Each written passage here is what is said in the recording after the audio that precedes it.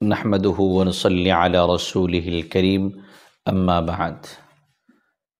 প্রিয় মুসলিম রোজাদার ভাই ও বোনেরা, আমাদের যে সমস্ত কারণে রোজা ভেঙে যায় এটা একটা গুরুত্বপূর্ণ বিষয়। আমরা অবশ্যই এটা জেনে নেব।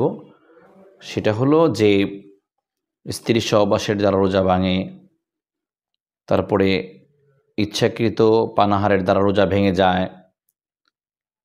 যদি কেউ ভুলবশত না মনে নেই, একদম নাসিয়া মানসিয়া ছিল, এমন অবস্থায় পেট ভরেও খেয়ে ফেলে, তাতেও রোজা ভাঙবে না। কিন্তু মনে রাখতে হবে, মনে পড়ার সাথে সাথে এটা ফেলে দিতে হবে। আর মনে পড়ার পরে যদি এক লোকমাও খায়, তাহলে কাজা কাফারা দুইটাই ওয়াজিব হয়ে যাবে। এজন্য বড় সাবধান যে ইচ্ছা করে পানাহার করা যাবে না, এর দ্বারা রোজা ভেঙে যাবে, কাজা কাফারা উভয়টা চলে আসবে। সহবাস করলে কাজা কাফারা উভয়টা চলে আসবে। আরও একটা বিষয় আমাদের জন্য লক্ষণীয়, আমরা দেখা যায় অনেক জায়গায় রমজান মাসে বিভিন্ন দোয়ার আয়োজন হয়, সেখানে আগরবাতি ব্যবহার করা হয়। তো এই যে আগরবাতি ব্যবহার, এটা কোনোভাবেই সমীচীন নয়। এ কারণে যেহেতু এর ধোঁয়াটা রোজা অবস্থায় যদি কেউ ইচ্ছা করে নেয়, তাহলে তার রোজা ভেঙে যাবে।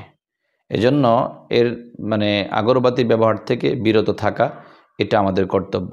তবে কেউ যদি রমজান মাসে রোজা রেখে সুগন্ধি ব্যবহার করে, এটা দোষণীয় কিছু নয়, রোজার কোনো ক্ষতি হবে না।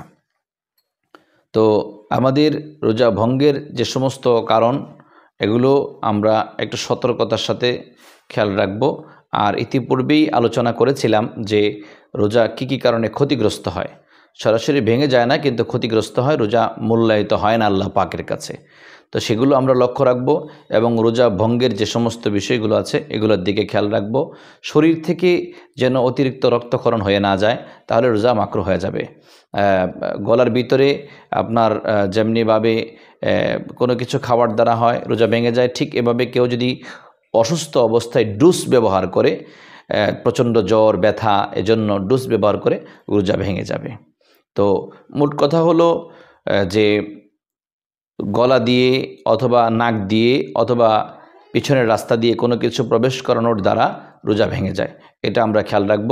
আল্লাহ রব্বুল আলামিন আমাদের সকলের রোজাকে সুন্দরভাবে যেন পালন করতে পারি এই তৌফিক দান করুন, এবং আমাদের রোজা একদম পরিশুদ্ধভাবে যেন হয় সে চেষ্টা আমরা করে যাব। আল্লাহ তাআলা আমাদেরকে তৌফিক দান করুন। আমিন। ওয়া আখিরু দাওয়ানা আনিল হামদুলিল্লাহি রাব্বিল আলামিন।